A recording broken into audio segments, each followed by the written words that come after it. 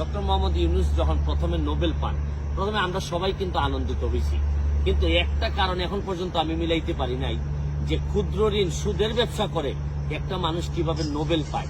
এবং আপনি আরেকটা জিনিস বাংলাদেশের বিবেচনায় আপনাদেরকে বলতে চাই, ক্ষুদ্র ঋণের ব্যবসা করে ব্যবসাতে ঋণ নিয়ে কেউ বৃহৎ হয়েছে আমার জানা নাই, অথচ ডক্টর মোহাম্মদ ইউনূসের মতো লোকরা ক্ষুদ্র ঋণের ব্যবসা করে এত বড় হয়ে গেছেন যে হিলারি ক্লিন্টনের মতো লোকের নির্বাচনী প্রচারণায় তারা টাকা পর্যন্ত তারা ব্যয় করতেছেন বাংলাদেশে থেকে।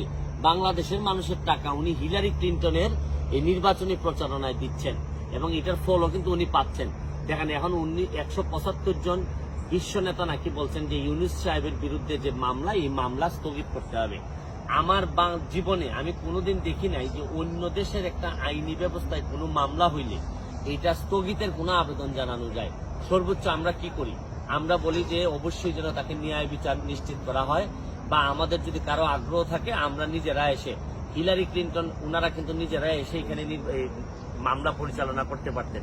কিন্তু আমি পৃথিবীতে কোনো এইরকম সভ্য ব্যবস্থায়, সমাজ ব্যবস্থায়, গণতান্ত্রিক প্রক্রিয়ায় কোনোদিন আমি দেখি নাই যে কেউ আইসা আগেই বলে যে এই বিচার প্রক্রিয়া স্থগিত করতে হবে। শুনেন, আমি একটা জিনিস আপনাদেরকে বলি, এই দুঃসময়ে এখন যে সময়টা ক্রাইসিস মোমেন্ট, এই সময়ে আওয়ামী লীগের মধ্যেই আমি আওয়ামী লীগের যারা আছেন সবাইকে দাবি করব যে যার খুলস থেকে বেরোয় আসেন। প্রতিবাদ করার সময় আছে, আমাদের যা যা আছে তার বিভিন্ন সময় আমরা বলবো, আমাদের দুর্নীতির বিরুদ্ধে যুদ্ধ চলতে থাকবে। কিন্তু এখন মনে রাখবেন যে জননেত্রী শেখ হাসিনা, আমি বারবার বলছি যে উনি যদি না থাকেন তাহলে আমাদের মতো মানুষের প্রতিবাদ করার সাহসও থাকবে না, কারণ উনি বঙ্গবন্ধু কন্যা বলেই আজকে আমাদের এরকম প্রতিবাদ করার সাহস আমরা পাচ্ছি। শুনেন, দেশের মধ্যে দুই দলের মধ্যে বিভক্তি থাকতে পারে, কিন্তু আরেক দলকে পরাজিত করার জন্য বিদেশের যারা, আপনারা জানেন যে এই আমেরিকা কিন্তু ইতিহাসের পুনরাবৃত্তি।